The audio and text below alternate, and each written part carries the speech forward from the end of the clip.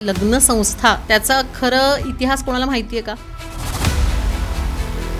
पूर्वी आपण पण जेव्हा असे कळपानीच राहत होतो, म्हणजे आदिवासी या जमान्यातलं मी सांगते तुला, की जेव्हा स्त्रीला एका देवीचा दर्जा दिला जात असे, त्यांना असं वाटायचं स्त्रीला मिळालेली एक काहीतरी विशेष दैवी देणगी आहे आणि त्यातून एक मूल जन्माला येतं.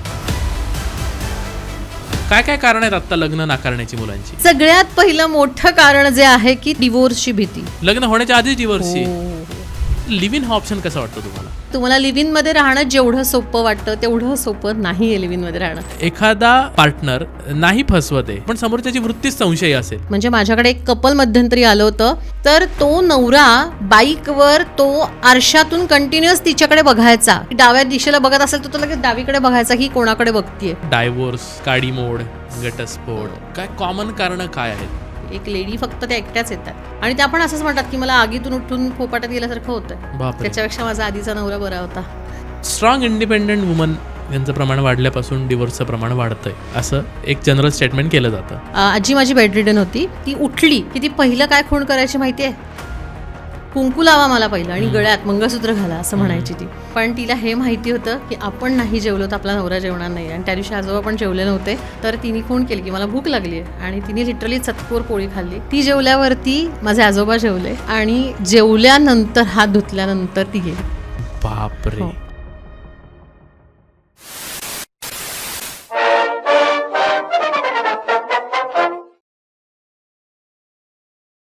सप्रेम नमस्कार, विनंती विशेष मित्रांनो, द पोस्टमनवर तुमचं पुन्हा एकदा स्वागत आहे. मी तुमचा पोस्टमन सर्वेश. आज घेऊन आलो आहे नवीन विषयावरचं पत्र. तुम्ही इतके छान छान विषय सुचवत आहात आम्हाला कमेंटमध्ये आणि आम्ही त्याची दखलही घेत आहोत. तर असंच कोणीतरी सुचवलं होतं की मॅरेज काउन्सिलिंग, डायव्होर्स वगैरे अशा विषयावर एखादं पत्र तुम्ही घेऊन या, आणि म्हणूनच आज आम्ही एक मॅरेज काउन्सिलरला तुमच्यासाठी पत्र लिहायला घेऊन आलो आहोत. डॉक्टर सायली राणे मॅम खूप खूप स्वागत आहे. धन्यवाद. ॲक्च्युली अशा विषयातली काही पत्र झालेली आहेत, पण प्रॉपर मॅरेज काउन्सिलिंग आणि आत्ता मी जो विषय सांगितला अशा विषयातलं पत्र पहिलंच पोस्टमनवर होत आहे. त्यामुळे मी पण खूप इच्छुक आहे हे पत्र वाचण्यासाठी, कारण मी पण त्या फेजमधनं आत्ता चाललेलो आहे. डायव्होर्सचं नाही बरं का, म्हणजे माझ्या घरचे मागे लागलेत आता लग्नासाठी म्हणून. विवाह संस्था ही आपण म्हणतो की 150 करोड देश असणाऱ्या 150 करोड लोकसंख्या असणाऱ्या देशामध्ये प्रचंड महत्त्वाची आहे. कारण इतिहास जर बघितला भारताचा, तर विवाह संस्था आणि कुटुंब संस्था या दोन संस्था अशा होत्या की ज्यांच्यामुळे आपण तग धरत आत्तापर्यंत इथपर्यंत आलेलो आहोत. त्यामुळे त्याचं अनन्यसाधारण असं महत्त्व आहे. काही वर्षांपासून असं वाटतं आणि चर्चेमध्ये पण आलेलं आहे, आणि तरुण वय, ज्या वयात आपण लग्न करतो त्या तरुणांची मतं अशा एका याच्याकडे जात आहेत की लग्न करण्याची विशेष गरज आता उरलेली नाही आहे. लग्न न करता पण आपण आहे तसं तेवढ्याच आनंदाने आणि तेवढ्याच हॅपीनेसने आपण जगू शकतो आहे. तर लग्नाची आता गरज नाही आहे. तर फर्स्ट टेक तुमचा मला ह्याच्यावर पाहिजे ॲज अ मॅरेज काउन्सिलर. लग्नाची गरजपेक्षा सुद्धा मी असं म्हणेन की एक कंपॅनियनची गरज सगळ्यांना असते, कितीही म्हटलं तरी. कारण आपण सगळेच जो एक मनुष्य प्राणी आपण आहोत, तो आपण सगळे कळपात राहणारे आहोत. त्यामुळे आपल्या समाजाची गरज नक्कीच आहे सगळ्यांना, आणि आपलं सुखदुःख वाटण्यासाठी आपल्याला नक्कीच कोणीतरी कंपॅनियन हवा असतो. ओके. आता फक्त ते लग्नात राहायचं का असंच राहायचं, हा फक्त एक सध्याचा एक मोठा वादाचा मुद्दा आहे असं आपण म्हणू शकतो. की आताच्या पिढीला नवीन ते सगळं बंधन वाटतं, लग्न नको वाटतं, जबाबदारी वाटते त्यांना. त्यामुळे त्यांचे विचार थोडेसे बदललेले आहेत. किंवा अनुभव हा आपल्या घरातलाही असू शकतो, मित्रमैत्रिणींचा असतो, नात्यातला बघितलेला असतो की नाही बाबा भांडणं होतात, नवरा बायको म्हणला की डिवोर्सपर्यंत गोष्टी जातात. याला घाबरूनच आताचा लोक किंवा आत्ताची पिढी लग्नाला तयार नाही आहे. हे सगळ्यात मुख्य कारण आहे त्याचं. ओके. आता कोणालाही मला असं वाटतं की लग्नाचा खरा इतिहास, म्हणजे लग्न संस्था स्थापन जी झाली त्याचा खरं इतिहास कोणाला माहिती आहे का? मला तरी नाही माहिती आहे. बरं. पूर्वी आपण पण जेव्हा असे कळपानीच राहत होतो, म्हणजे आदिवासी या जमान्यातलं मी सांगते तुला, तर त्यावेळेला सुद्धा तेव्हा स्त्री प्रधान अशी ती एक संस्कृती होती की जेव्हा स्त्रीला एका देवीचा दर्जा दिला जात असे. त्याचं कारण असं होतं की त्यावेळेला शारीरिक संबंध हे कोणीही कोणाशी ठेवत होते. म्हणजे एक जिथे कम्पॅटिबिलिटी आहे तिथे ते ठेवत होते. आणि त्यातून जेव्हा अनेक वर्ष त्यांना हे माहितीच नव्हतं की या सगळ्यामधून एक जीव जन्माला येतोय, त्यांना असं वाटायचं की हे काहीतरी एक स्त्रीला मिळालेली एक काहीतरी विशेष दैवी देणगी आहे आणि त्यातून एक मूल जन्माला येतं. पण हो, त्यामुळे तिला एक देवीचं स्थान होतं त्यावेळेला आणि तिला खूप महत्त्व दिलं जायचं की तिच्याकडे काहीतरी अशी वेगळी जादू आहे की ती एक जीव जन्माला घालू शकते, असं त्यावेळेच्या लोकांचं सगळ्यांचं म्हणणं होतं. त्यानंतर मग सगळ्यात मोठा मुद्दा कुठे आला, तर जेव्हा त्यांना कळलं की हे कुठल्या तरी स्त्री आणि पुरुष या दोघांच्या संबंधामधून एक मूल जन्माला येत आहे. मग ते मूल माझं आहे. मग माझं म्हणजे आधी फक्त स्त्रिया त्याचं सगळं पालनपोषण करत असे. म्हणजे काय तर कळपामध्येच पुन्हा त्या ग्रुपमध्येच सगळे मिळून त्याचं सगळं बघत असत. पण नंतर मात्र जेव्हा जमिनी वेगळ्या झाल्या, शेती, हे माझं घर, हा शेतीचा भाग माझा, हे जेव्हा आलं तेव्हा मात्र मग हे माझं कुटुंब, हे माझं मूल, हे माझ्या नंतर सगळ्या माझ्या फ्युचरचा, त्याही काळात त्याचा विचार केला गेला की हा माझ्या फ्युचरचा एक म्हणतो ना की सपोर्ट करणारा भाग आहे, मला म्हातारपणात मदत करणारा आहे. मग या सगळ्यासाठी त्या लग्नसंस्थेची खरी सुरुवात झालेली आहे तेव्हापासून. आणि पुन्हा एकदा दुर्दैव म्हणा सुदैव म्हणा माहिती नाही, पण आता परतही सगळी प्रॉपर्टी किंवा तुमची मालमत्ता, इतर वारसा हक्क, या सगळ्यावरूनच पुन्हा ती कोलमडली जात आहे असं दिसतंय सध्या तरी चित्र. त्यामुळे पुन्हा एकदा सांगते की त्या मागचा जो मुख्य हेतू होता की आत्ताची गरज जी आहे ती माझ्या दृष्टीने कंपॅनियन कोणीतरी असणं, आपलं सुखदुःख वाटण्यासाठी, आपल्या जबाबदाऱ्या सगळ्या वाटून घेण्यासाठी आपल्याला कोणीतरी आपल्या हक्काचं हवं, इतकं खरं आहे.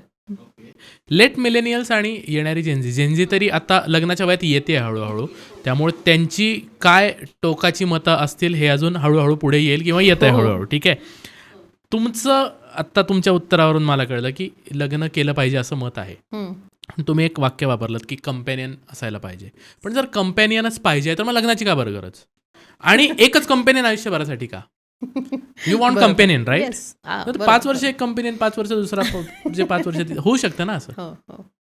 असं होऊ शकतं. किंवा आता पुन्हा एकदा ह्या सगळ्या गोष्टी चूक बरोबर हे ठरवणारी मीही कोणी नाही आहे. पण तरीसुद्धा आपण जेव्हा कोणाशी तरी कमिटेड असतो त्यावेळेला अनेक गोष्टी आपल्याला बांधून ठेवतात. जसं की आत्ता मी म्हणलं तसं की 5 वर्ष ठीक आहे ना, मान्य. मग त्यात मूल जन्माला घालायचं की नाही, एका मुलाला जन्म द्यायचा की नाही, का 5 वर्षाचं एकाचं मूल, मग ते वाढवायचं दुसऱ्यानी, हे सगळं करत जायचं आहे आपल्याला. सो अनेक कॉम्प्लिकेशन्स वाढत जाणार आहेत. या सगळ्यासाठी जी आपली लग्न संस्कृती, ह्याला काहीतरी अटी आणि नियम घालून दिलेले आहेत आणि त्याप्रमाणे त्या वर्षानुवर्ष आपण सगळेजण फॉलो करतोय. आता नक्कीच फॉलो करतोय, मग ते ब्लाइंडली आपण फॉलो करतोय का खरंच त्याच्यात काही तथ्य आहे, हे मात्र प्रत्येकाने आपलं आपलं बघायचं आहे. कारण लग्नाचा अनुभव हा प्रत्येकाचा वेगळा आहे, प्रत्येकाचा वेगळा आहे. माझा चांगला आहे टचवूड, पण खरंच चांगला आहे. आणि माझं तर स्वतःचं इंटरकास्ट मॅरेज आहे. पण असं मी म्हणणार नाही की पहिल्या दिवशीपासून संसार सगळं अगदी माझ्या सासरच्या लोकांकडून जो ॲक्सेप्टन्स माझ्या सगळ्या गोष्टींचा, हे काही एका दिवसात नाही झालेलं आहे. खरंच त्याला अनेक वर्ष गेली. माझ्या लग्नाला आता 25 वर्ष होऊन गेली आहेत. तर एवढा काळ लोटलेला आहे त्या सगळ्याला.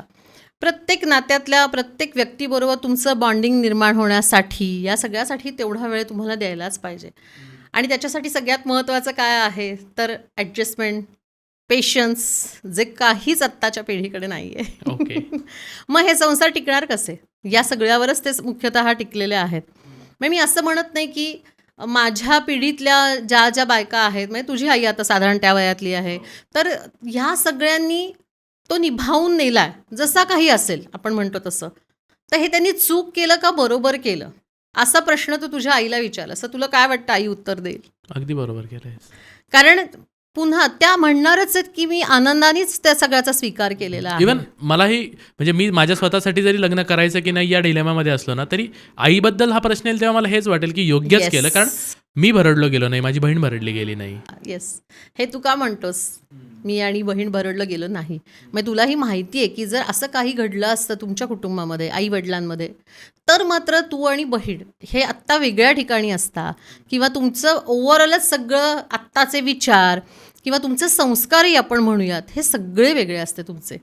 आणि म्हणूनच तुम्हाला एक कुटुंब जे बांधून ठेवतं, एक संस्कार तुमच्यावर घडवले जातात आणि अजूनही आपल्याकडे जेवढी आईची गरज आहे तेवढीच वडिलांची आहे. बरोबर. दोघांचंही तेवढंच प्रेम, दोघांचाही तेवढाच धाक, दोघांची तेवढीच जबाबदारी असते, दोघांचेही संस्कार, कारण ते वेगळे वेगळे असतात ना.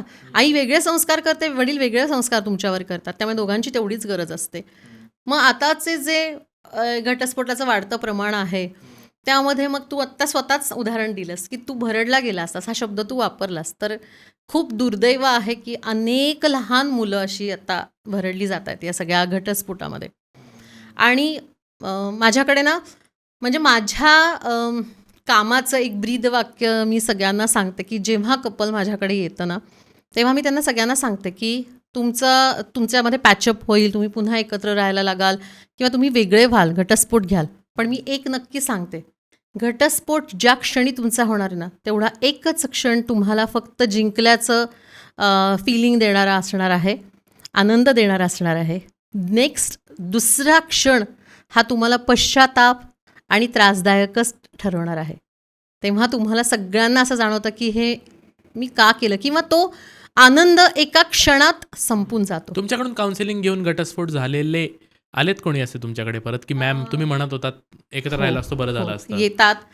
बरेचदा एकच जण कोणीतरी येतं. ओके. दोघंही आलेत असं आत्तापर्यंत नाही झालेलं. हा बरोबर, दोघं कारण आले तर मग दोघं ते दोघं आले तर सोबतच मी जातील. येस, पण नाही तसं झालेलं. हा. पण पुन्हा एकदा त्यासाठी पण लोकांचे थोडे इगो असतो, मध्ये येतो की नाही आता आम्ही वेगळे झालेलो आहोत, किंवा दुसरं लग्न केलेलं असतं त्यांनी, अशाही गोष्टी असतात. पण बरेचदा मी असं बघितलेलं आहे की एक जण कोणीतरी येतं ज्याला पश्चाताप झालेला असतो, ज्याला वाईट वाटत असतं आणि त्याला पहिल्यापासूनच त्या सगळ्यामध्ये घटस्फोट नको असतो. ओके. आणि बरेचदा मी पाहिलेलं आहे की दोघंही घटस्फोट हवाय म्हणून येणारे फार कमी असतात. त्यातल्या एकाला तर संसार जो आहे तो टिकवायचा असतोच. त्यामुळे मग दुसऱ्याला समजावून सांगणं किंवा त्याला थोडंसं पुन्हा एक चान्स दे तुझ्या नात्याला. मी असं म्हणतच नाही की काउन्सिलिंग म्हणजे तुम्ही सल्ला देणं नाही आहे, हा तर सगळ्यात पहिला चुकीचा समज आहे. पण तुमच्या रिलेशनशिपमध्ये काय गोष्टी बिघडत आहेत, त्या कशा दुरुस्त करायच्यात, त्यासाठी तुम्ही कसं सक्षम व्हायला पाहिजे हे सांगणंच आहे. आणि एक चान्स प्रत्येकाने आपल्याला नात्याला द्यायला हवा आहे. एकच चान्स, मी म्हणतच नाही की दुसरा पण द्या, पण एक चान्स द्यायला हवा आहे. ओके. नातं तेवढं डिझर्व करतं. प्रत्येक जण डिझर्व करतो तो एक चान्स. या सगळ्या कोलाहलामध्ये मागच्या काही वर्षांपासून मध्यंतरीच्या काळात लिव्ह इन ही संकल्पना खूप आली, की जी खूप तरुणांना भावली, की जसे प्रमाण वाढतंय डायव्होर्सचं, तर आपण राहून बघूया एखाद्या व्यक्तीसोबत 6 महिने, 8 महिने, वर्षभर. कारण मोठ्यांकडून हेच ऐकलं आहे की थोडा वेळ सोबत असणं आणि 24 तास सोबत असणं. जेव्हा तुम्ही 24 तास एकमेकांसोबत राहायला लागतात तेव्हा तुम्हाला समजतं की नक्की हा समोरचा माणूस कसा आहे, त्याच्या सवयी आवडतायत नाही आवडतायत. तर लिव्ह इन हा ऑप्शन कसा वाटतो तुम्हाला? लिव्ह इन हा ऑप्शन मी स्वतः काही अनुभवलेला नाहीये, बरोबर. पण मी हे नक्की सांगू शकते की त्यातला मी अभ्यास केल्या कारणाने आणि माझे बरेचसे लॉयर्स किंवा यांच्याशी मी सगळं बोलल्यानंतर त्याचे कायदेही मला माहिती आहेत सगळे. हे सगळे कायदे हे सगळे लग्नासारखेच आहेत. त्यामुळे तुम्हाला लिव्ह इनमध्ये राहणं जेवढं सोपं वाटतं तेवढं सोपं नाही आहे लिव्ह इनमध्ये राहणं. मी तर असं म्हणेन की उलटं जास्ती अवघड आहे. बरं.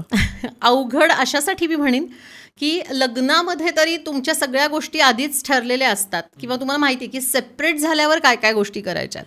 पण लिव्ह इनमध्ये आधीच बांधतानाच काही तुमचा भक्कम हे नसतो ना, किंवा त्यातून मूल जन्माला आलं तर काय करायचंय, त्याची जबाबदारी कोणी घ्यायची आहे, पुढे तुम्ही दुसरं लग्न करायचंय का नाही करायचंय, का अजून दुसऱ्याबरोबर तुम्ही लिव्ह इनमध्ये राहायचंय. किंवा मी असे पण काही जण पाहिलेत की लिव्ह इनमध्ये आहेत आणि त्यांनी असं ठरलं की लग्न करण्याची काय गरज आहे, आपण खूप छान आहोत एकमेकांसोबत, तर चला मूल जन्माला घालू. आणि मूल जन्माला आल्यानंतर क्लॅशेस झाले आणि मग ते इतकं अवघड होत गेलं की ना त्यांना कोर्टातही जाता आलं, कारण कोर्टालाही माहित नाही की हे लग्न ह्यांचं झालं, कारण कागदच नाही लग्न झाल्याचा. अशा केसेस बघितल्यात मी. अशा केसेस आहेत. पण आता मी तेच सांगते की आता बऱ्यापैकी हा जो कायदा आलेला आहे याच्यामध्ये तुम्हाला पोटगी मिळणं, म्हणजे लिव्ह इनमध्ये जरी राहत असाल तरी तुम्ही एक मूल जन्माला घातल्यावर त्याची तुम्हाला आई वडिलांसारख्याच सगळ्या जबाबदाऱ्या घ्याव्या लागतात. पण लिव्ह इनमध्ये राहण्याच्या आधी कोर्टाला सांगावं लागतं जाऊन आम्ही लिव्ह इनमध्ये राहतो म्हणून. हो.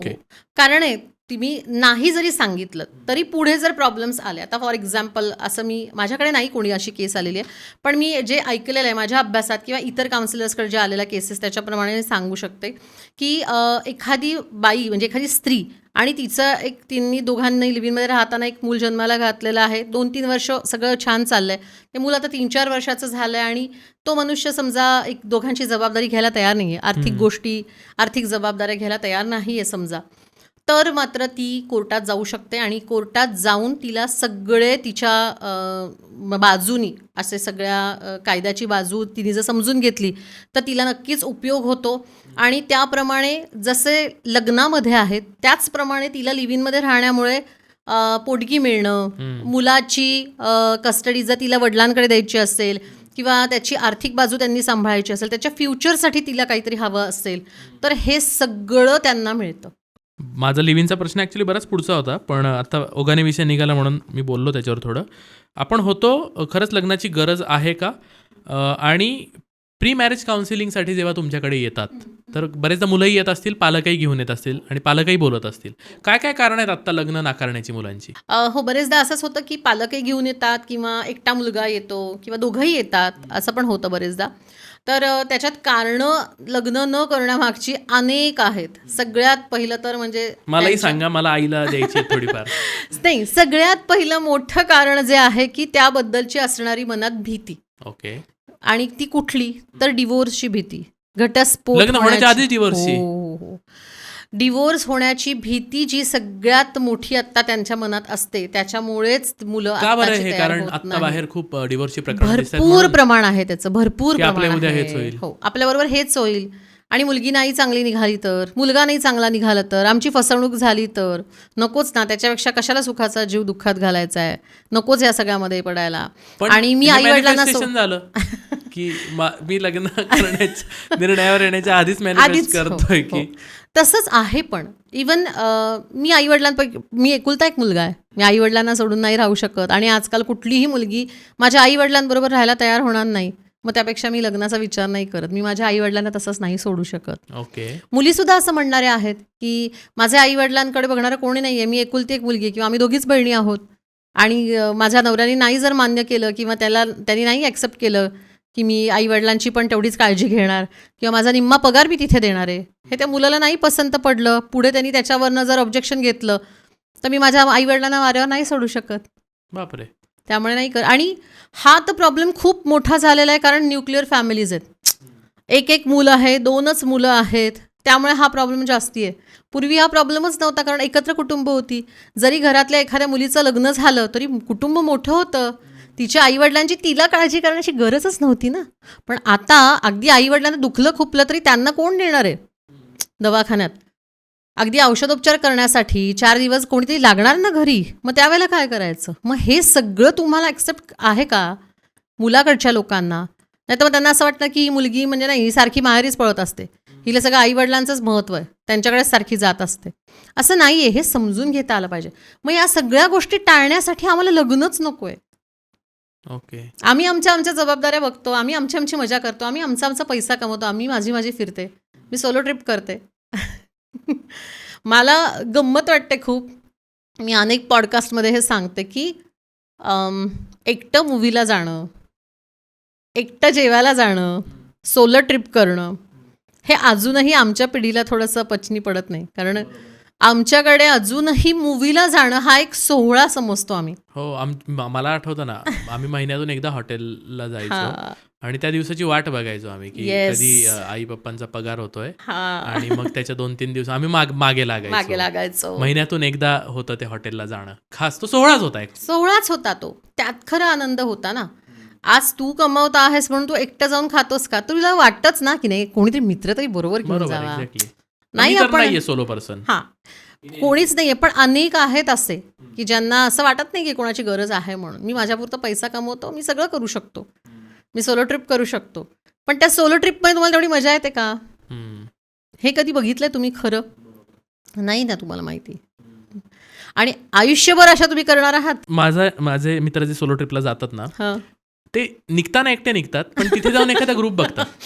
म्हणजे तू सोलो ट्रिप नाहीच झाली ना ती. एक्झॅक्टली. हा, म्हणजे तुम्ही असं नाही की एकट्यानेच हॉटेल बुक केलं, एकटेच राहिले आहात आणि तुम्ही कोणाशीच बोलले नाहीत तर ती सोलो ती ट्रिप सोलो ट्रिप झाली. एक्झॅक्टली. तुम्ही बसमध्ये बसता, तुम्ही प्लेनमध्ये असता, तुम्ही कोणाशी तरी बोलता ना, बरोबर. हाय हॅलो करता, ओळख काढता कोणाची तरी. आणि एकटा असणारा तर हमखास हे करतो.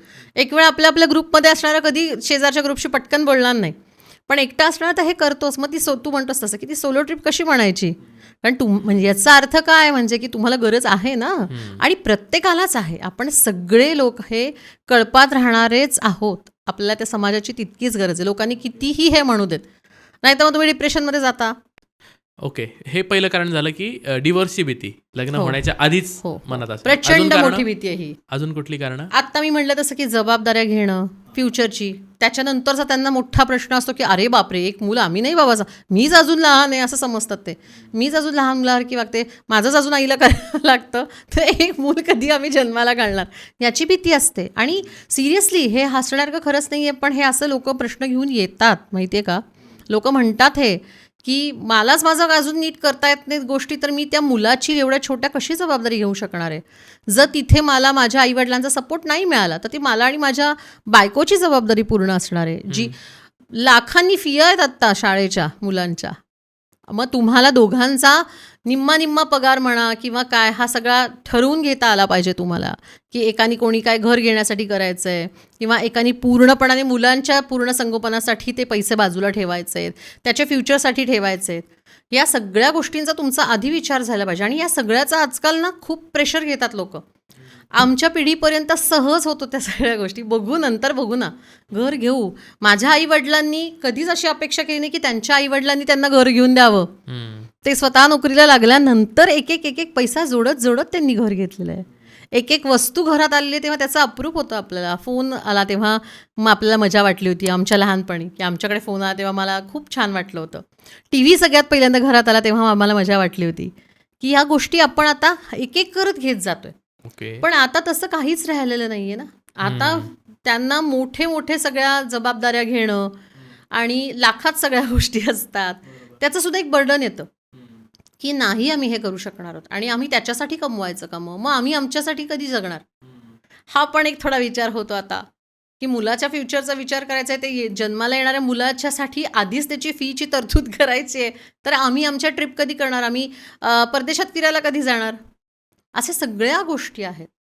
मग त्यातल्या एका पार्टनरला जर मूल हवं असेल आणि एकाला नको असेल तर तिथे सुद्धा तुमचं एकमत होऊ शकत नाही. आणि हा खूप आयुष्यातला मोठा डिसिजन असतो आणि तो विचारपूर्वकच घ्यावा असं माझं कायम म्हणणं असतं. अगदी. कारण मुलं खूप भरडली जातात नाही तर सगळ्या पुढच्या तुमचे जर वादविवाद असतील तर मुलं खूप भरडली जातात या सगळ्यामध्ये. आणि तुम्ही सक्षम नसाल विचार करायला तर तेव्हा रोल येतो मॅरेज काउन्सिलरचा, की तुम्ही लग्न होण्याच्या आधीच जावं. आत्ताचे माझे प्रश्न बरेच या सेंट्रिक होते की लग्नापासून जे लांब पडत आहेत त्यांच्या बाजूचे होते. पण खूप लोक आहेत असे समाजात मुलं की त्यांना खरंच जेन्युइनली लग्न करायचं आहे आणि त्यांना आवड आहे माझंही कुटुंब असावं याची, माझे कंपेनियन असावं याची. तर त्यांनी काउन्सिलिंग घ्यावं का? त्यांनी काउन्सिलिंग घेण्याची गरज काय आहे? प्री मॅरेज काउन्सिलिंगची आपल्याकडे आता गरजच आहे. अरे प्रत्येकाने ते घ्यावं. त्याचं कारण असं सांगते की आपल्याला आधी स्वतःलाच कळत नाही की माझ्यासाठी अनुरूप जोडीदार म्हणजे काय.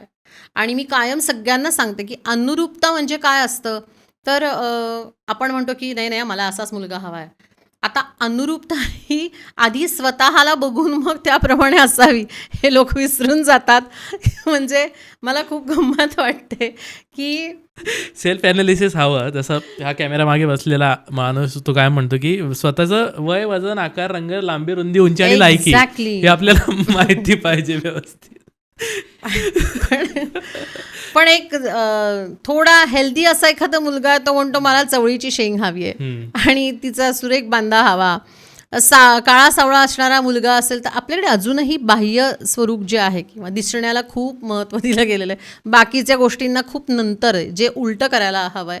आधी तुम्ही गुण बघा एकमेकांचे, तुमच्यामध्ये चांगल्या काय क्वालिटीज आहेत त्या बघितल्या पाहिजेत. तर ते सगळं आपण सेकंडरी ठेवतो आणि सगळ्यात पहिलं काय दिसायला कसा आहे, मुलगा कसा आहे.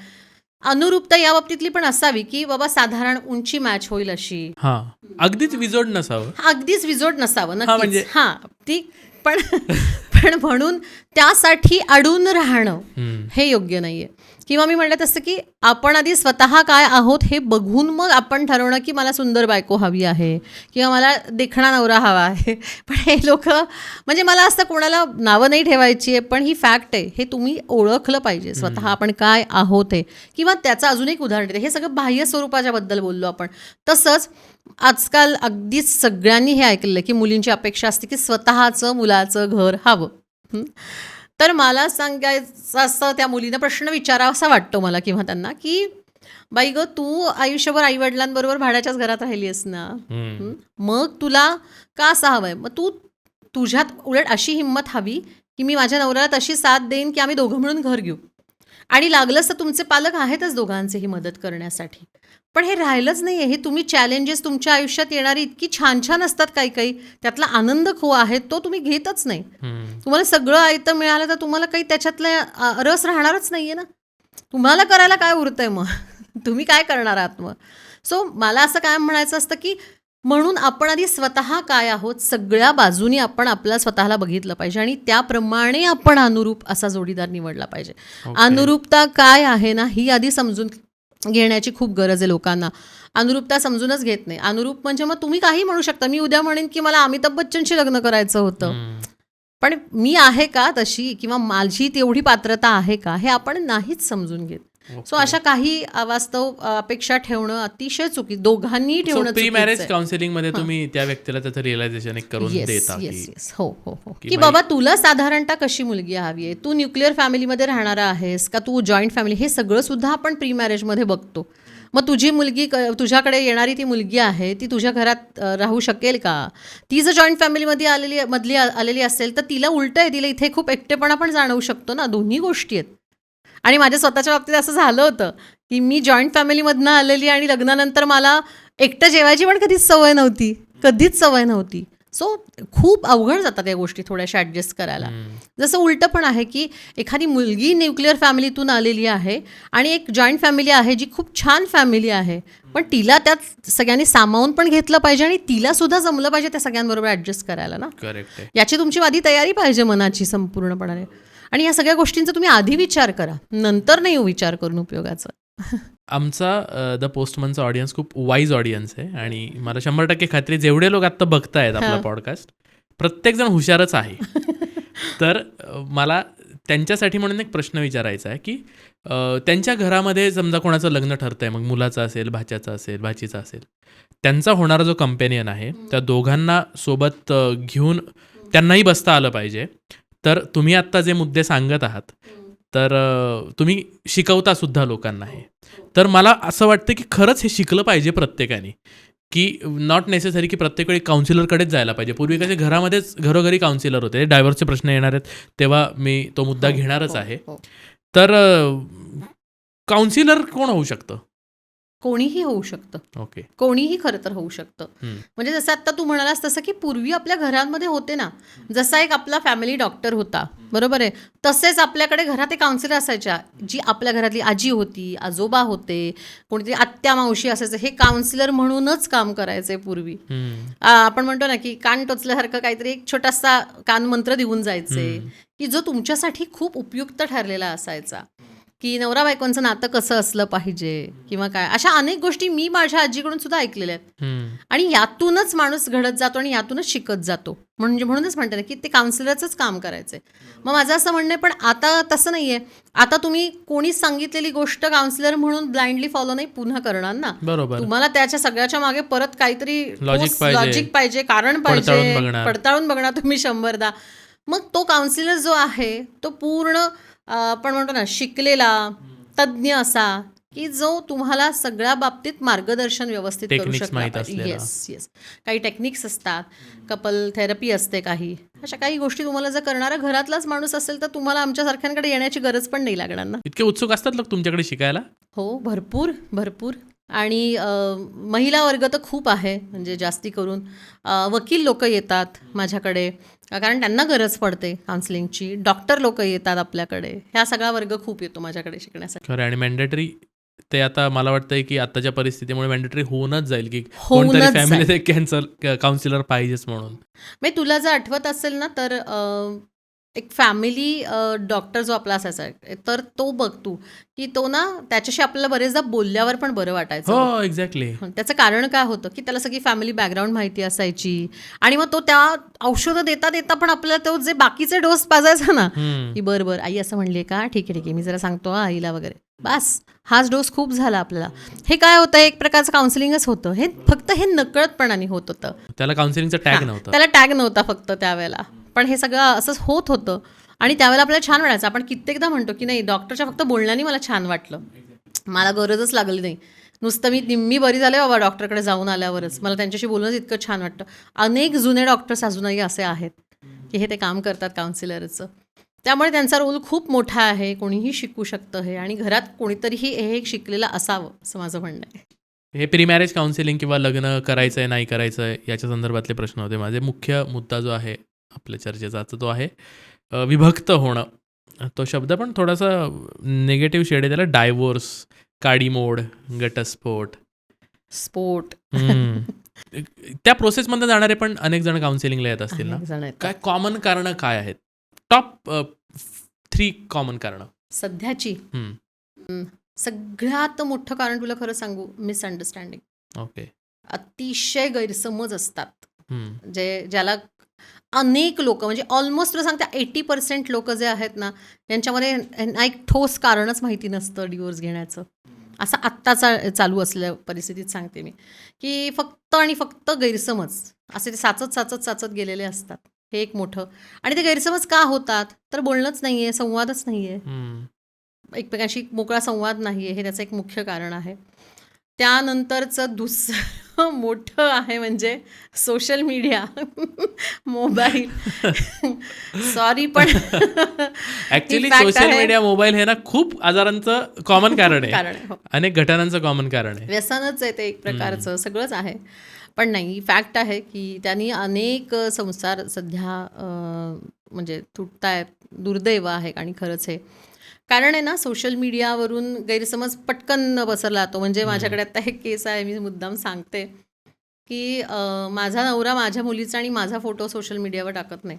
बापरे. याच्यावरून ती थोडासा आक्षेप घेत आहे की सगळ्यांचे फोटो असतात आणि आमचा एकही फोटो नाही आहे कुठल्या एका सोशल मीडियावरती.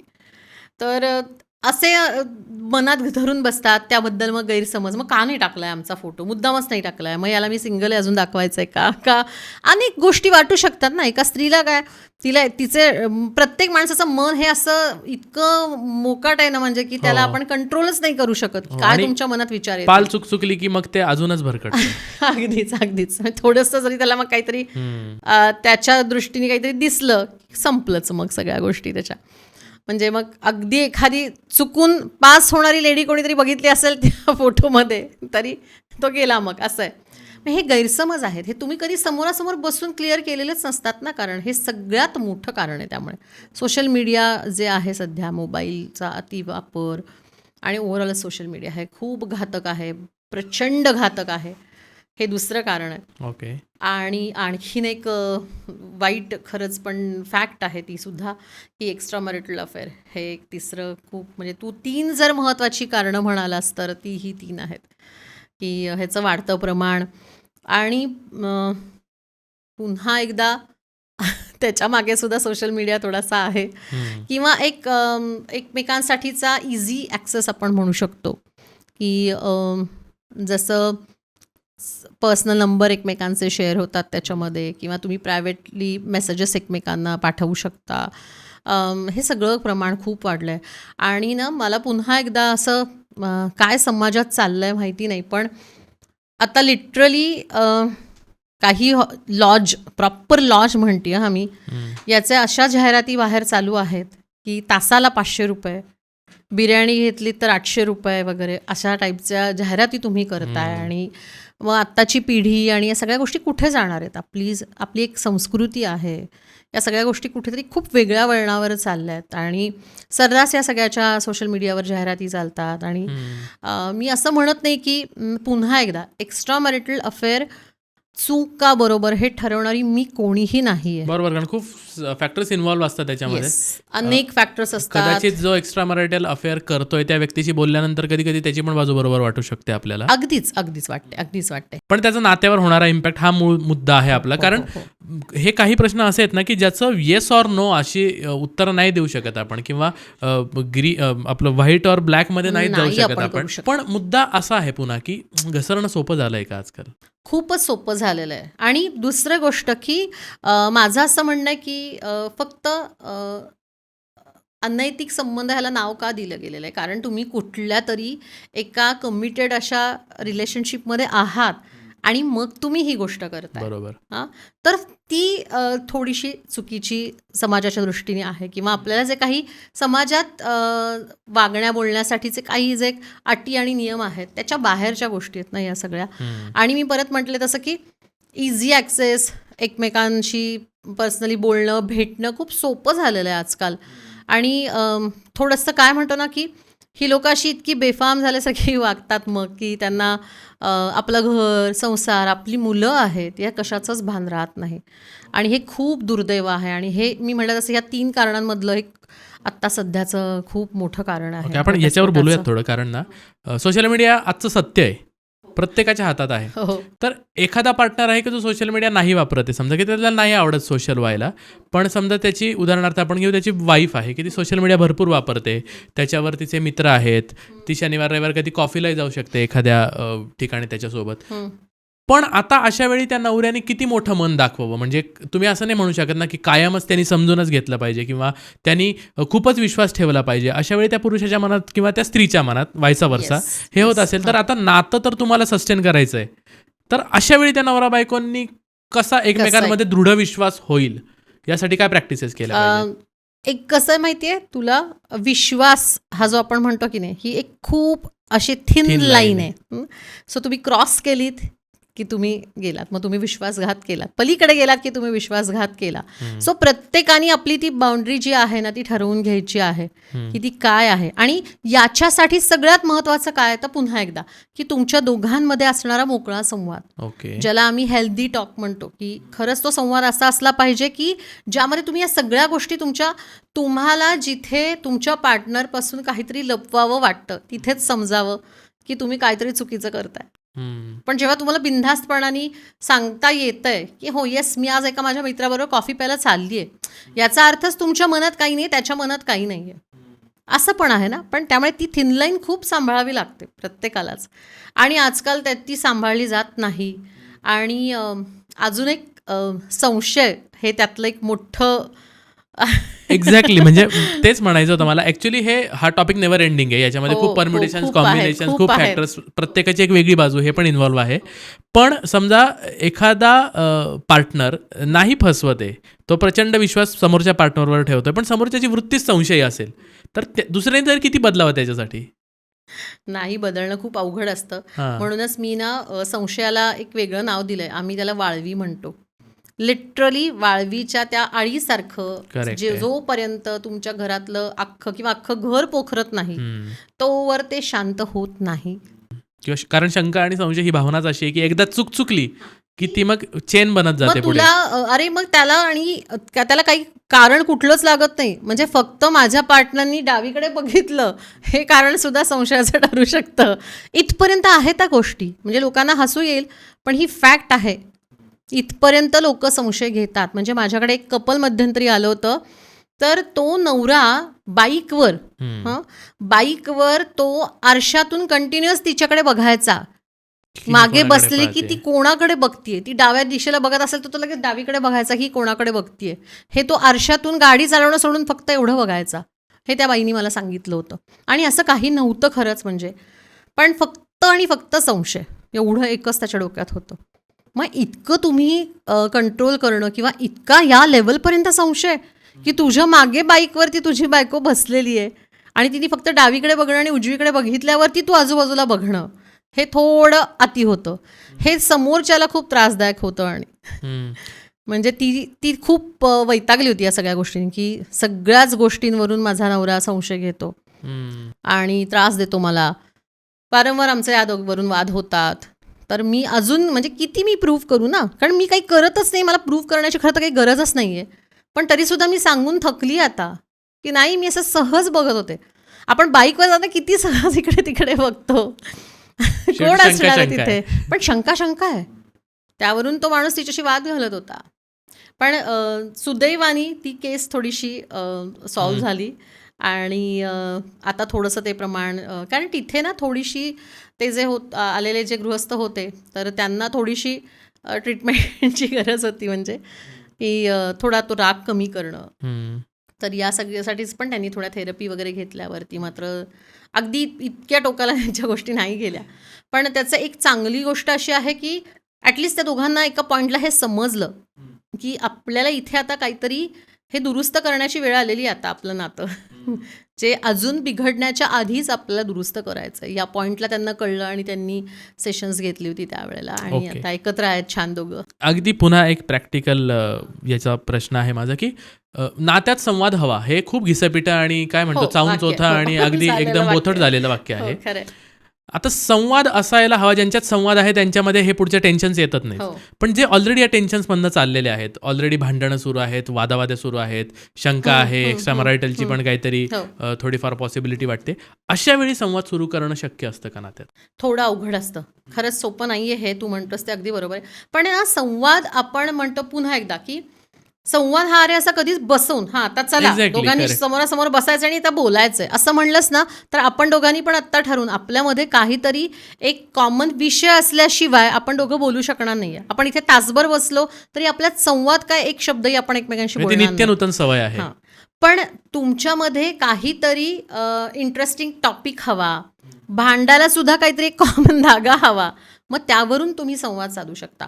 आणि संवाद साधताना सुद्धा ना काही नियम पाळले गेले पाहिजेत. ते कसे तर एकमेकांचा त्यामध्ये अपमान न करणं. हम्म. मी म्हणते तर मी न करणं म्हणण्यापेक्षा मी काही कपल असतात तर सांगते कमीत कमी करणं. इथून सुरुवात करा. अगदीच नाही करणं हे शक्य नाहीये. हा, पण बटन अगदीच ऑफ नाही at least करता कमी येणार. करा एकमेकांचा. दुखरी नस न हां, पकडणं. हां. पण ॲटलिस्ट एकमेकांना थोडासा इन्सल्ट कमी केला जाईल असं अशा संवादातून सुरुवात तरी करा असं सांगावं लागतं त्यांना. आणि मग खरंच मी नव्याने भेटला आहात असं आधी कॉफीने सुरुवात करा, बाहेर जा आणि मग थोडा आणि तासभर अजिबात बोलू नका. आधी 10 मिनिटापासूनच सुरुवात करा. हे आम्ही थेरपीमध्ये सांगतो. 10 मिनिटांनी सुरुवात करा, मग कॉफीला सुरुवात करा. असं करत करत करत घ्या. आणि एक तर सगळ्यात महत्त्वाचं म्हणजे की चक्क लिस्ट करायला सांगतो की ज्या गोष्टींमुळे वाद होतात एवढे वर्षात त्यांना हे तर नक्की समजलेलं असतं हम्म. की नाही बाबा त्या बाईचं नाव काढलं की ह्याचं डोकं फिरतं किंवा हिचं डोकं फिरतं अमुक अमुक व्यक्तीचं, ते घ्यायचंच नाही आपल्याला. तुमच्यामध्ये आवडीचं काय कॉमन फॅक्टर आहे बस त्याच्यावरती तुम्ही बोला. 5 मिनिटं बोलवा सुरुवातीला, 10 मिनिटं बोला, मग तो वेळ हळूहळू तुम्ही वाढवत न्या. ठरवून असं कोणाच्यातच संवाद होऊ शकत नाही, अरे शक्यच नाहीये ते. म्हणजे डाएट आणि जिम करणं जसं एक कष्टाचं काम आहे तसं नात्याला पण तुम्ही सतत एक काय म्हणतो रिफ्रेश करत राहणं हे पण एक म्हणजे काय म्हणतो आहेच आहे. ठरवून करण्याची ठरवून प्रोसेस आहे. करण्याची प्रोसेस आहे नक्कीच. म्हणजे आत्ता ना मी ती पण एक रील खूप सध्या व्हायरल होती, तू बघितली की नाही मला माहिती नाही, की असंच एक सोशल इव्हेंटमध्ये त्या किटी पार्टीमध्ये त्या बायकांना त्यांच्या नवऱ्याला फोन करायला सांगतात आणि तो जो होस्ट असतो तो म्हणतो की हा म्हणा ना तुमच्या नवऱ्याला आय लव्ह यू. तर तो हो मी रील बघितलाय. हो हो. तर तसं म्हणून म्हणतो हां. काय वेळ लागलाय का ठेव फोन. एक जण म्हणतो काय रॉंग नंबर आहे का? काय काय झालंय तुला, किंवा का अशी रिॲक्शन ना, कारण त्याच्या मागे की हे तुम्ही कधी बोलतच नाही ना ओपनली. आणि अजून एक गोष्ट आहे रे खरंच आहे की आपल्याकडे हे बोललं म्हणजे पण प्रेम आहे असंही नाहीये. दोन्ही गोष्टी आहेत की जो आणि ते खोटंही वाटेल, जो नवरा रोज एखाद्या बाईला तू छान दिसतेस आणि तू खूप सुंदर दिसतेस किंवा आय लव्ह यू म्हणला तर मग तर संपलंच, मग तर समजायचंच की इथे काहीतरी गडबड आहे. त्या रीलमध्येच मी एक हे पाहिलं होतं की तो ना एक 40-45 कॉर्पोरेट ऑफिसमधनं सुटून घरी जाणारा पुरुष आहे. हो. त्याला तो सांगतो की फोन लाव आणि आय लव्ह यू म्हण बायकोला. तर बायको विशेष रिप्लाय देत नाही. हेच तो ना एक भाजीवाल्या काकू बसलेल्या आहेत खाली की ज्यांना आय लव्ह यूचा अर्थही माहिती असेल की नाही मला वाटलं होतं, पण तो करतो आणि समोरचा तिचा शेतकरी नवरा असावा तो आय लव्ह यू टू म्हणतो. म्हणजे आपण अगेन सोशल स्टेटस बघून आपण जे कधी कधी अंदाज बांधतो ना, तर ते पण म्हणजे असं वाटतं की हे कपल काय खूप हॅपी नसेल एकमेकांना, पण ते असू शकतं हॅपी. बाहेर खूप हॅपी दाखवणारे, घरात काय चाललेलं आहे हे आपण लांबून नाही ओळखू शकत नक्की काय. तुला सांगू माझ्याकडे ना माझ्या आजी आजोबांचं मी उदाहरण कायम सांगते सगळ्यांना. माझे आजोबा मागच्याच वर्षी 94 वर्षाचे होते, ते गेले. आणि त्याच्याबरोबर तोच महिना, जानेवारीच महिना, त्याच्याबरोबर 1 वर्ष आधी माझी आजी गेली. आणि प्रेम काय असतं कधीही त्यांना कधी आम्ही ऐकलं नाही की आय लव्ह यू म्हणताना किंवा काय. पण मी हा किस्सा आवर्जून सांगू इच्छिते इथे की ज्या दिवशी आजी माझी बेडरिडन होती आणि आजोबांनी सगळी तिची सेवा केली, तर तिला ना नंतर ती फक्त गाऊनवर असायची, पण ती उठली आणि सकाळी पहिल्यांदा तिचा चेहरा आजोबांनी आरसा दिला की ती पहिलं काय खूण करायची माहिती आहे? तिला बोलताही नंतर येत नव्हतं. कुंकू लावा मला पहिलं आणि गळ्यात मंगळसूत्र घाला असं म्हणायची ती. आणि सेम ज्या दिवशी ती गेली त्या दिवशी पण तिने तशीच खूण केली. सगळं घालून घेतलं तिने आजोबांकडून. आणि ती जेवण पण नव्हती, जेवण बंद केलं होतं तिने 4 दिवस झाले. पण तिला हे माहिती होतं की आपण नाही जेवलो तर आपला नवरा जेवणार नाही. आणि त्या दिवशी आजोबा पण जेवले नव्हते, तर तिने खूण केली की मला भूक लागली आहे. आणि तिने लिटरली चतकोर पोळी खाल्ली. ती जेवल्यावरती माझे आजोबा जेवले. आणि जेवल्यानंतर हात धुतल्यानंतर ती गेली. बापरे. आणि काटा आलाय माझ्या अंगावर अक्षरशः. आणि म्हणजे आम्ही कायम म्हणतो की प्रेम हे आहे, तुम्ही काय अव्यक्त प्रेम.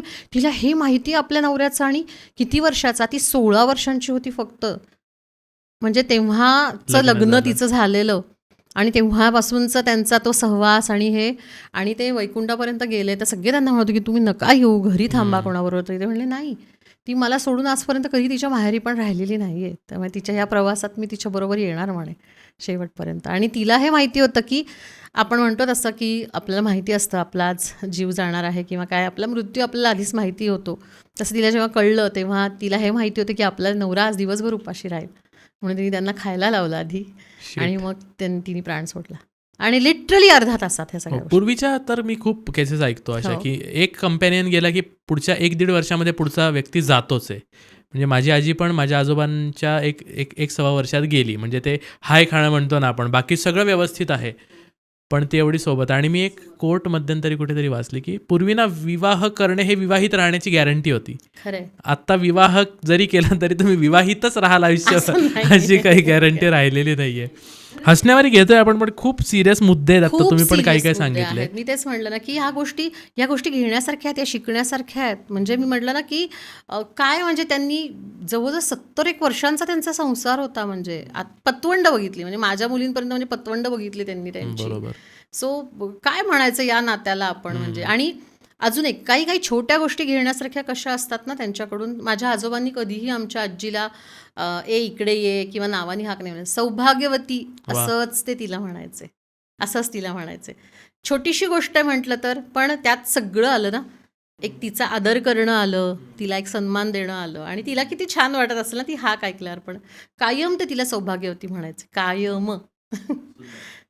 यात एक अजून विषय असा आहे की खूप कपल एकत्र यासाठी राहत आहेत कारण त्यांनी 1 मूल 2 मुलं जन्माला घातली आहेत आणि फक्त त्यांचं आता पॅरेंटिंग व्यवस्थित व्हावं म्हणून ते एकत्र राहत आहेत. तर अंडर द वन रूफ राहून सुद्धा तुम्ही विभक्तच आहात. तर मग असं नातं टिकवलं पाहिजे का? अशी 80% तुला मी दाखवू शकते आता ऑलरेडी समाजामध्ये. कारण ज्या दिवशी आपण शूट करतो त्याच दिवशी प्रसिद्ध कपलनी पण आता डिक्लेअर केलं की आम्ही वेगळे राहत आहोत आणि आमच्या मुलीला आम्ही फक्त को पॅरेंटिंग करणार आहोत. तर को पॅरेंटिंग हा मुद्दा काय म्हणतो आपण, नॉर्मलाइज होतोय का आता? नॉर्मलाइज होतोय असं आपण नाही म्हणू शकत रे. असं तुला ठरवून माहितीये का की तुला आत्ता आई हवी आहे म्हणजे आई हवी आहे. जर एक तानं बाळ आहे 2 वर्षाचं, त्याला आत्ता आई हवी म्हणजे आई हवी आहे रे. किंवा आत्ता बाबा हवेत म्हणजे बाबा हवेत. तिथे तुम्ही काय करणार आहात सांग बरं, जर तुम्ही बरोबर नाही आहात तर. या प्रश्नाचं मी कायम त्या प्रश्न हा त्यांना विचारते त्या कपलला की ज्या वेळेला त्या मुलाला गरज आहे तेव्हा तुम्ही नाही आहात ना. तुम्ही तुमच्या सोयीनी असणार आहात आणि तुमच्या सोयीनी तुम्ही को पॅरेंटिंग करणार आहात ना. त्याला काय अर्थ राहतो मग? म्हणजे तुम्ही त्या मुलासाठी नाही आहात, तुम्ही समाजाला दाखवण्यासाठी फक्त त्या मुलासाठी एकत्र आहात. किंवा आम्ही सगळ्या जबाबदाऱ्या घेतोय.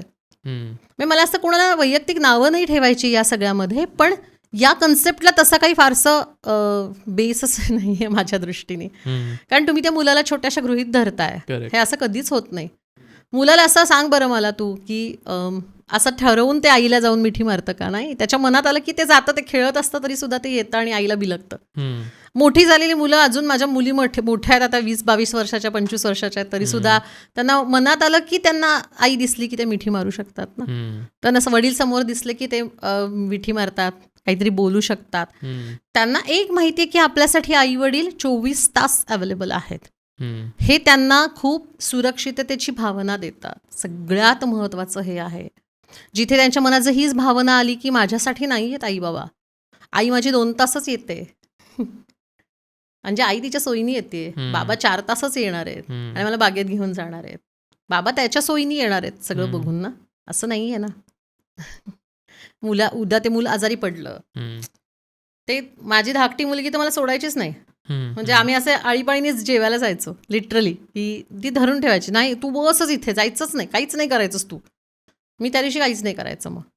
पण त्यावेळेला ती गरज होती. आता ती मोठी झाली, आता ती असं म्हणणार नाही मला, कधीतरीच म्हणेल, पण त्यावेळेची ती गरज आहे ना. सांगून मुलं आजारी पडणार आहे का, की नाही बाबा आज को पॅरेंटिंगमधला आईची टर्न नाही आज, सो आज मी नाही आजारी पडायचं कारण आई आज अवेलेबल नाही आहे, असं होणार आहे का? नाही आहे ना. काय अर्थ आहे त्याला? ओके. एक सल्ला मला त्या आईवडिलांसाठी आणि त्या नवरा बायकोसाठी तुमच्याकडून हवा आहे ॲज अ मॅरेज काउन्सिलर. खूप आईवडील जेव्हा मुलाचं लग्न होतं, सून येते घरामध्ये आणि भांडत असतात, तर दोघांचे आईवडील म्हणतात की लेकरू होऊ द्यात, आपोआप त्यांच्यातली भांडणं कमी होतील. तर तुम्ही त्यांना काय सल्ला द्याल की ऑलरेडी भांडणं सुरू आहेत तर लेकराचा निर्णय लगेच घेऊ नका, की आधी भांडणं मिटवा आणि मग लेकराचा निर्णय घ्या. आणि आईवडिलांना तुम्ही काय सांगाल की ते मग घाई करतात की लेकरू जन्माला घाला म्हणजे तुम्ही शांत व्हाल, काय मग पाळणा कधी कधी हलणार? हो, एक्झॅक्टली. हो, हे किंवा कॉमन. तुमच्यातली भांडणं मिटवण्यासाठी तरी पाळणा हलवा असं म्हणतात. 2 माझ्या दृष्टीने या अंधश्रद्धा आहेत. एक म्हणजे जो एक बिघडलेला मुलगा असतो ना, त्याचं लग्न करून द्या म्हणजे तो सुधारेल. हां, एक्झॅक्टली. माझी आई म्हणूनच म्हणत असं. तशी ही दुसरी अंधश्रद्धा आहे की एक मूल जन्माला घाला म्हणजे तुमच्यामधली भांडणं. मी इतकंच सांगू इच्छिते याच्यामध्ये. नाही रे, तसं नाही आहे. तुमच्यामध्ये ती मॅच्युरिटी, तुमच्या दोघांची ती पूर्ण मानसिकता, तुम्ही सगळ्या बाबतीत आई वडील होण्यासाठी सक्षम हवा ना. म्हणजे तुम्ही आर्थिकदृष्ट्या सुद्धा तेवढे केपेबल पाहिजे ना. मी म्हणलं तसं की अरे साधं आज मुलाला ते तुमच्या लस द्यायची म्हटलं कुठली तरी 5,000च्या खाली लस नाही आता सध्या कुठली. काय करणार आहात तुम्ही? तर तुम्हाला सगळ्यांचं भान असलं पाहिजे, सगळ्या जबाबदाऱ्या तुम्हाला नीट पुढे निभावून नेता आल्या पाहिजेत ना, तरच तुम्ही हा निर्णय घ्या. मी एवढंच सांगेन त्यांना, तुमच्यातले संबंध चांगले व्हावे. म्हणून मी कधीच सांगत नाही. एक 50च्या पुढच्या लोकांकडून म्हणूनच मी त्याला अंधश्रद्धा म्हणते ना. या 2 गोष्टी अंधश्रद्धा आहेत. बरोबर. त्यामुळे तसं न करता त्यापेक्षा तुम्ही म्हणजे समजावून सांगा. ऑलरेडी जे नातं रुळावर नाहीये तर मूल जन्माला घालून अजून कॉम्प्लिकेशन्स करायचे आणि मग नंतर डिव्होर्सचा निर्णय घ्यायचा. त्याच्यापेक्षा मी असं म्हणेन की त्या दोघांनी त्यांच्या नात्यावर आधी काम करण्याची आवश्यकता आहे. ते नातं जेव्हा खरंच चांगलं होईल, तेवढं स्ट्रॉंग आणि केपेबल होईल ना, तेव्हा त्यांनी जरूर निर्णय घ्यावा आई वडील होण्याचा. ओके. तो निर्णय सोपा नाहीये, कारण तो रोल खूप मोठा आहे. म्हणजे आपण आत्ता तर, आणि आपण म्हणजे भारतीय लोक तर आपण 18 वर्षाचं मूल झालं आणि दिले सोडून त्याला, असंही नाही होत रे. आपण नातवंडांपर्यंतही आपण अजूनही गुंतून राहतो आपल्या त्या सगळ्या फॅमिलीमध्ये, आपल्या रोलमध्ये. त्यामुळे तिथपर्यंत जबाबदारी असते तुमची माझ्या दृष्टीने. विभक्त होण्याचं प्रमाण आता जे वाढलंय, की आकडे पण दिसत आहेत कोर्टात, फॅमिली कोर्टामध्ये आजकाल जास्त गर्दी असते, तर त्याचं कारण तुम्हाला असं वाटतंय का की टॉलरन्स एकमेकांकडे असणारा जो आहे एकमेकांसाठीचा तो कमी झाला आणि नात्यातनं बाहेर पडण्याची डेअरिंग वाढली? हो हो, कारण आहे किंवा सोपंही झालं. कारण सोपं झालं. मी तर आत्ता हे पण ऐकलं, म्हणजे मी चुकीचंही असू शकतो, कोर्टाने आत्ता त्याची 6 महिन्याचा पिरियड असतो बघा, जो काउन्सिलिंग कंपल्सरी घ्यावा लागतं, तो पण ऑप्शनल केला आता, की लवकर बाहेर पडायचं नात्यातनं. तर आम्ही ऑलरेडी कन्व्हिन्स्ड आहोत की आम्हाला वेगळंच व्हायचं आहे, फक्त कोर्टाचा कागद आमच्याकडे असावा, म्हणून आम्ही आलो आहोत. म्युच्युअली तुम्ही घेऊ शकता, तो 1 महिन्यात सुद्धा होतो तुमच्यासाठीचा. त्यामुळे या गोष्टी तर आहेच. पुन्हा एकदा म्हणूनच की अरे टॉलरन्स म्हणजे, पण मी पुन्हा तेच म्हटलं ना, की असे काय करताय तुम्ही की तुमच्यामधला हा पेशन्स कमी झाला, मला सहनच होत नाही अजिबात, आता मी याला सहनच करू शकत नाही माझ्या डोळ्यासमोर वगैरे, इथपर्यंत बोलतात. पण इतकं खरंच आहे का काही? खरंच असं काही घडलंय का, की त्यांनी तुला अगदी काही चीट केलंय किंवा तुझ्या बरोबर काही खूप विचित्र वेड्यासारखं वागलेला आहे तो? म्हणजे जिथे खरंच अशा काही गोष्टी आहेत, की डी-व्ही म्हणजे डोमेस्टिक व्हायलन्स जिथे खरंच आहे, तिथे मी म्हणू शकते, की त्या स्त्रीला म्हणजे नाहीच तिने हे सहनच नाही केलं पाहिजे. हे एकही दिवस नाही सहन केलं गेलं पाहिजे माझ्या दृष्टीने तर. तिथे ठीक आहे, की तुझी सहनशक्ती संपली आहे म्हणून तू हा डिसिजन घेतेस. पण फालतू कारणांसाठी मला हा मनुष्य माझ्या डोळ्यासमोर नको आहे किंवा तो सहनच होत नाही आहे, हे खूप चुकीचं आहे. त्याच्या मागे कारण खरंच आहे का तेवढं? का फक्त एकमेकांशी जमत नाही? आजकाल सहज म्हणतात लोकं, की नाही जमत आहे आमचं म्हणून आम्ही वेगळे झालो आहे. जमत नाही म्हणजे काय? आणि मग नंतरच्या बरोबर तुमचं जमणार आहे हे कशावरून? याची कोण गॅरंटी देणार आहे?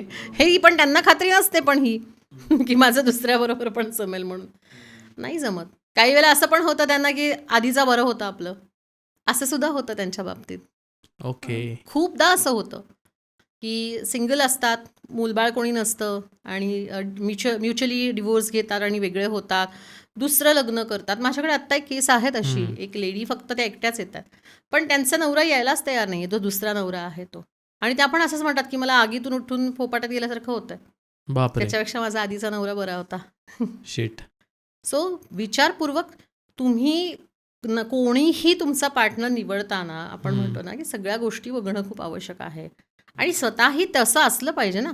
सगळं फक्त समोरच्याने ॲडजस्ट करायचंय, समोरच्यानी माझ्या म्हणण्याप्रमाणे करायचं असं कधीच होत नाही ना. दोघांनी मिळूनच करायच्या असतात त्या गोष्टी. हे नाही बरोबर. समजत लोकांना. मी काय ॲडजस्ट करू? मी नाही करणार. माझी नाही ही सवय. मी माझ्या सवयी नाही बदलणार. इथूनच सुरुवात करता तुम्ही.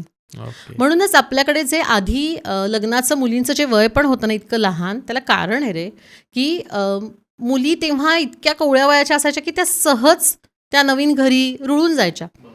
म्हणजे पण वयात आल्यावरच त्यांना पाठवायचे सासरी. मग त्यांना तेच आपलं घर वाटायचं. तिथल्या सगळ्या चाली, रीती, सवयी ह्या सगळ्या त्यांना पहिल्यापासून अगदी लहान असल्यापासून अंगवळणी पडायच्या. आणि त्या तिथे कधी रुळून जायच्या हे कळलं नाही कधी. त्यामुळे त्यावेळेला प्रमाण कमी होतं बघ. आता म्हणजे 30-30 वर्षांच्या मुली असतात, त्यांची एक पक्की मतं झालेली असतात, बरोबर. त्यांच्या काही सवयी असतात. करेक्ट. ज्या बदलायलाही तयार नसतात. हां, ज्या बदलायला कोणी तयार होत नाही ना सहसा. माझी ही सवय आहे, मी हे बदलणार नाही. मला असं म्हणजे असंच लागतं. मी नाही ते बदलणार. म्हणजे माझ्याकडे एक केस आली होती. ती मुलगी म्हणायची, की मला एकटं राहायला आवडतं. त्यामुळे मी हे लग्न करतानाच माझ्या नवऱ्याला आधीच सांगितलं होतं, की ॲटलीस्ट आठवड्यातनं एक दिवस तरी तू बेडरूममध्ये नाही झोपायचंस. मला अख्ख्या बेडवरती एकटीला झोपायला आवडतं. असं कोण सांगतात लोक. हे घेऊन ती माझ्याकडे आलेली होती, की मी हे सगळं आधीच क्लिअर केलं होतं त्याला. मी त्याला आधीच सांगितलं होतं. मला अख्ख्या बेडवर एकटीला झोपायला खूप आवडतं. तरी मी एवढे ॲडजस्ट करते 6 दिवस. 6 दिवस करते मी ॲडजस्ट. तू लग्नच काय केलं तिने मग? आयुष्यभरच एकटाच बेडवर झोपायचं. एक्झॅक्टली. तेही तिला मान्य नाहीये. असे असतात अरे लोक. हे लोकांना अक्षरशः हे अतिशयोक्ती वाटेल, पण वाटेल ती कारणं असतात. म्हणजे मला फक्त मी त्यांच्या तोंडावर हसू शकत नाही म्हणून मी Exactly. हसत नाही. इतकी फालतू कारणं असतात. अरे तुम्ही या फालतू कारणासाठी तुम्ही एकमेकांबरोबर घटस्फोट घेणार आहात असं हो होतं ना. मला. काय म्हणजे तुम्ही बालिश तुमचं मूल काही वेळेला अनेकदा मी असं बघते, की त्यांचं मूल मॅच्युअर असतं त्यांच्यापेक्षा खूप. इतके बालिशसारखे ते आईवडील वागतात. सो हे काही कारणच नाही असू शकत रे. इतक्या छोट्या गोष्टी तुम्हाला ॲडजस्ट करायच्या असतात.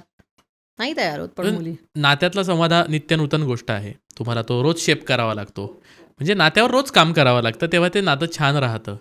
तर खूप लोक असे असतात बघा, की वर्षातून एक 3 वेळा ते फुल बॉडी चेकअप करतात. काही झालेलं नाहीये, हो. फुल बॉडी चेकअप केलं. हो. तर भांडणं झालेली नाही आहे नात्यात, सगळे छान आहेत, तरी काउन्सिलरकडे आलो असं होऊ शकतं. हो, येतात ना. असे पण येतात. म्हणजे जनरल जसं तू आत्ता म्हणतोस तसं, की एक चेकअप करणारी मेंटल हेल्थ चेकअप याला आपण म्हणू शकतो. किंवा आमचं नातं सगळं व्यवस्थित चाललंय ना, याच्यासाठी पण येतात ना लोकं. ही कोण येतात पण लोकं? अशीच येणारी लोकं नाहीत. जे मॅरेज काउन्सिलिंगचे सेशन्स घेऊन गेलेली लोकं असतात ना, तीच बरेचदा येतात. बाकी नाही येत लोकं फारशी कोणी हा एक असं. अवेअरनेसच विषय हा आहे. एक अवेअरनेससाठी, की येस असं असं झालेलं आहे. आता तुम्ही म्हणाला होता तसंच आमचं लग्न झालेलं आहे. आता आम्ही 1 वर्ष बरोबर आहोत. जर काही छोटे छोटे इश्यूज असतील तर तेही सांगायला येतात. असंच होतं बरेचदा. तुमच्याच काही सोशल मीडियाच्या हँडल्सवर मी कमेंट्स वाचत होतो ना, तर त्याच्यावर एकाने खूप इंटरेस्टिंग कमेंट केली होती तुमच्या एका व्हिडिओवर, की नातं टिकवायचं आहे दोघांना एकत्र राहायचं आहे. हो. पण कर्मधर्म संयोगाने किंवा दुर्दैवाने म्हणा, दोघांकडून काही चुका झालेल्या आहेत आणि विश्वास तुटलेला आहे किंवा एका पार्टनरचा विश्वास तुटलेला. पण दोघांना एकत्र राहायचं हे कन्फर्म आहे. तर नातं म्हणजे विश्वास तुटल्यानंतर पण नातं पूर्ववत होऊ शकतं का? हो, होऊ शकतं ना. का नाही होऊ शकत?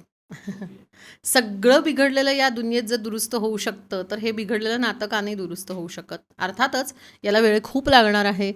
दोघंही त्यासाठी खरंच तयारीचे पाहिजेत. म्हणजे मी म्हणेन की ज्याचा विश्वासघात झाला या केसमध्ये तर त्याची तशी मानसिकता हवी किंवा त्याची थोडीशी तयारी मात्र हवी किंवा मग ती तयारी करण्यासाठी एक काउन्सिलर म्हणून आधी खूप प्रयत्न करावे लागतात की त्याला तिथपर्यंत नेणं की बाबा रे किंवा बाई ग विचार कर तू. अनेक बायका जसं मेन अरे तुला सांगू का एक्स्ट्रा मॅरिटल अफेअरमध्येच पुरुषाचं जर असेल ना तर अनेक बायका ते सोडून देतात सोडून देतात, हां. ऍक्सेप्ट करतात. सोडून देतात ऍक्सेप्ट करतात पण पुरुष नाही करत. मी आत्तापर्यंत कुठलाही हो. पुरुष नाही बघितलेला की जो याला तर मी 100% ॲग्री आहे. कारण पूर्वी पण आपल्याकडे अनेकदा असं व्हायचं की ठेवलेली बाई ही ॲक्सेप्ट केली जायची हो हो समाजामध्ये. हो अगदीच अगदीच अगदीच हो हां, म्हणजे बाईला एक पण माहीत मान्यता असायचं. होती मान्यता होती, समाजाकडून समाज त्याला मान्यता होती. कुटुंबाकडून होती त्या घरातल्या बायकोकडूनच ती मान्यता होती त्या सगळ्याला सेच नव्हता तिचा काही. नव्हता हो पण तरी सुद्धा मी असं तेच म्हणेन की अजूनही आहे तसंच आहे आणि आपल्याकडे त्यामुळे जर बाईकडून असं काही झालं असेल किंवा कुठेतरी नातामध्ये कुठेतरी विश्वास तुटला असेल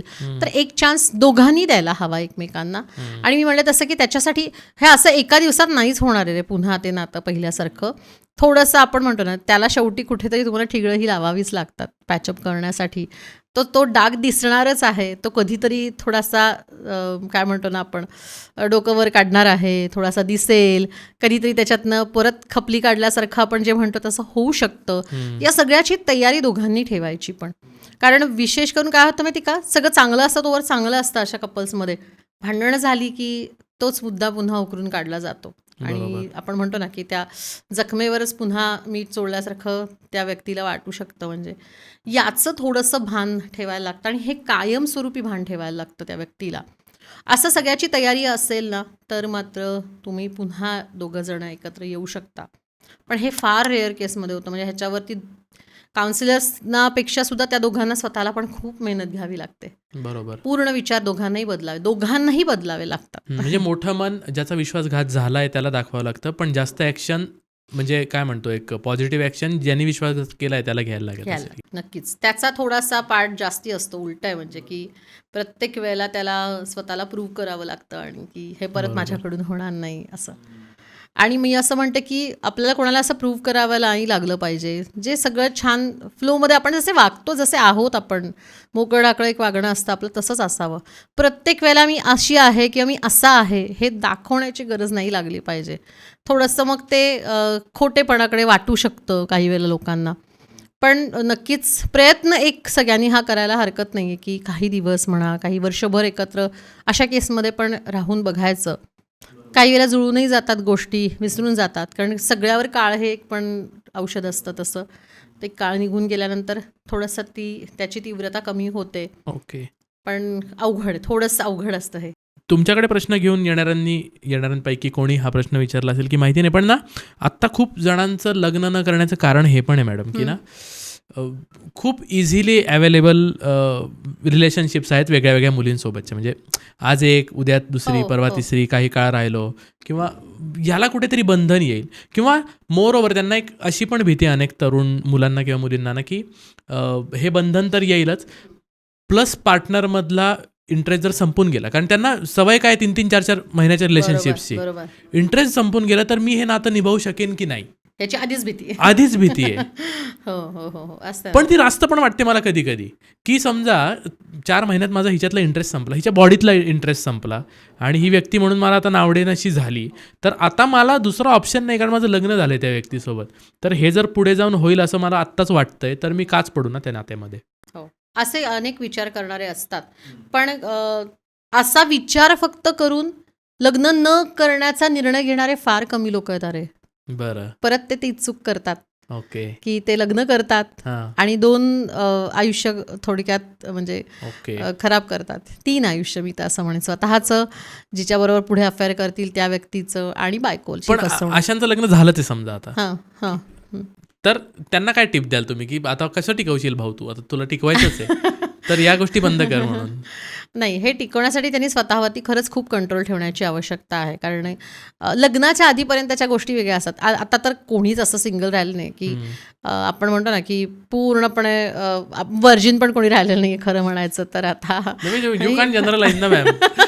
आहे तिकडे समाजात काही की ज्यांना अजून असतील पण प्रमाण कमी आहे ना. प्रमाण कमी प्रमाण आहे. म्हणजे किंवा हे धरून चाललं पाहिजे हां. तुम्ही असं तुम्ही म्हणू शकत नाही की, पण ही फॅक्ट आहे की असं आहे म्हणजे प्रमाण वाढतं आहे त्या सगळ्याचं. तसंच हे आहे की तुम्ही स्वतःवरती की ठीक आहे हा माझा पास्ट होता, जे काय माझी याच्या आधी बाबा 6 आणि 10 रिलेशनशिप्स होती, पण हे माझा पास्ट होता. पण याच्यानंतर या गोष्टी कारण आहे की तुम्ही एका बंधनात बांधले जाणार आहात ना, तर त्याचे काही मी पुन्हा सांगते तसं की त्याचे काही नियम आहेत, काही अटी आहेत त्या तुम्हाला पाळणं गरजेचं आहे, म्हणजे मॅन्डेटरी आहे ते.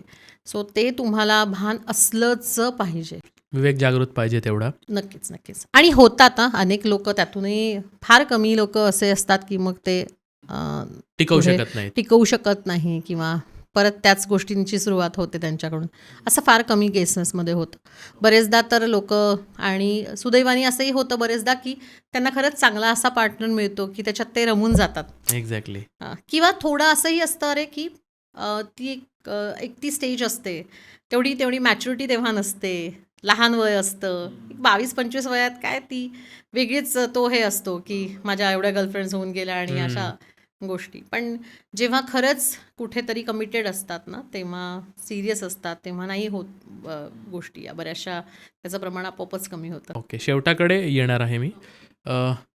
हा प्रश्न माझा नाही आहे, मी आधीच क्लिअर करून टाकतो. पण हा प्रश्न जर घेतला नाही मी तर कमेंटमध्ये एकतर मला शिव्या पडतील किंवा तुम्हाला विचारतीलच की याच्यावर तुम्ही काही घेतलं नाहीत म्हणून.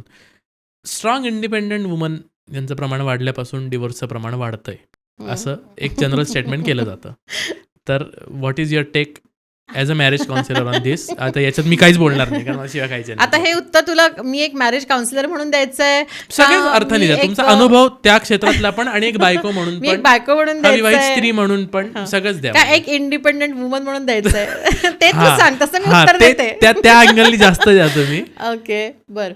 नाही मग माझ्या बाबतीत मी असं म्हणेन किंवा माझ्या पिढीतल्या पण अनेक बायका मी ज्या बघते, तर मी असं म्हणेन की नाही, आम्ही इंडिपेंडंट असलो तरी आम्हाला फॅमिलीच्या ज्या काही व्हॅल्यूज आहेत किंवा एक महत्त्व आहे, रिलेशनशिपचं जे एक महत्त्व आहे ते आहेच आहे.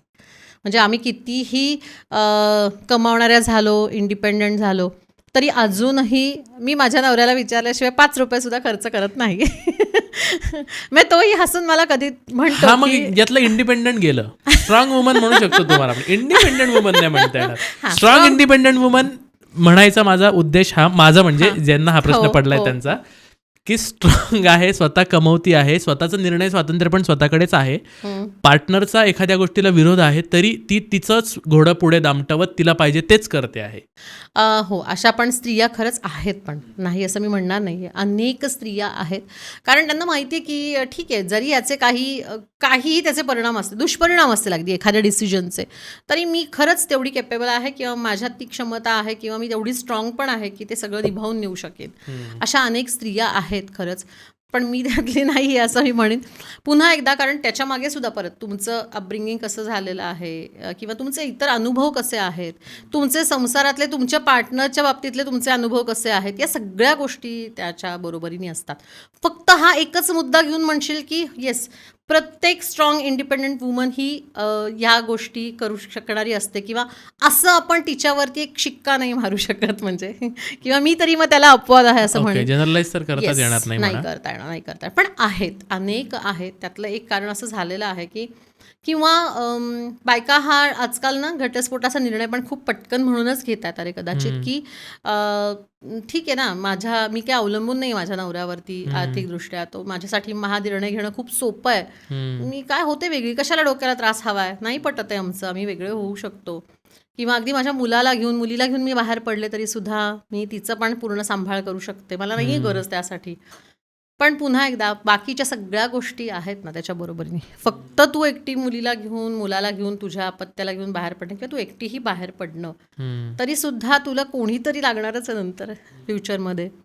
सो डिसिजन तेवढ्यापुरता तुझा असा स्ट्रॉंग असला आणि तू तो घेऊ शकलीस तरी अनेकदा असं सुद्धा मी म्हणलं तसं होतंच, की त्याचा पश्चाताप होऊ शकतो त्या स्त्रीला, की आपण हे नव्हतं करायला हवं किंवा फ्युचरमधल्या रिलेशन्ससाठी थोड्याशा तिला अडचणी येऊ शकतात, असं सुद्धा होतं. यातले अनेक प्रश्न असे आहेत ना, की ज्याचं मी मगाशी म्हटल्याप्रमाणे ब्लॅक किंवा व्हाईट उत्तर नाही आहे. याच्यामध्ये प्रत्येकाची मतं वेगळी असू शकतात, कारण प्रत्येकाचा अनुभव वेगळा असू शकतो. अगदीच. हो. तरी त्यातल्या त्यात मॅरेज काउन्सिलर म्हणून तुम्ही जास्तीत जास्त आयडियालिस्टिक आपण कसं होऊ शकतो आणि जास्तीत जास्त नातं आपण कसं वाचवू शकतो, या संदर्भातली जी उत्तरं दिली त्याबद्दल खूप खूप धन्यवाद. आय होप आता तुमचा मॅरेज काउन्सिलिंग हा व्यवसाय आहे, तरी चांगल्या अर्थाने काउन्सिलिंग घेणारेच लोक तुमच्याकडे जास्त यावे अशा शुभेच्छा देतो मी तुम्हाला. आणि कधीतरी एक वेगळा विषय घेऊन पुन्हा भेटूयात पोस्टमनवर. नक्की. खूप खूप धन्यवाद. थँक्यू. तर मंडळी, मॅरेज काउन्सिलिंगचं हे पत्र कसं वाटलं आम्हाला नक्की कळवा. या विषयावर तुमची मतं काय आहेत हे सुद्धा कमेंटमध्ये टाका. आम्ही कमेंट तुमच्या फार सिरियसली वाचत असतो. आणि एक नवीन भन्नाट पत्र आम्ही कुठल्या विषयाचं घेऊन यायला पाहिजे पुढचं, हे आम्हाला तुमच्या इच्छेनुसार कमेंटमध्ये कळवा. आम्ही तीही कमेंट वाचू आणि त्यावर नक्की काम करू. तर भेटूया पुढच्या पत्रामध्ये. खूप खूप धन्यवाद. कळावे तुमचा पोस्टमन सर्वेश.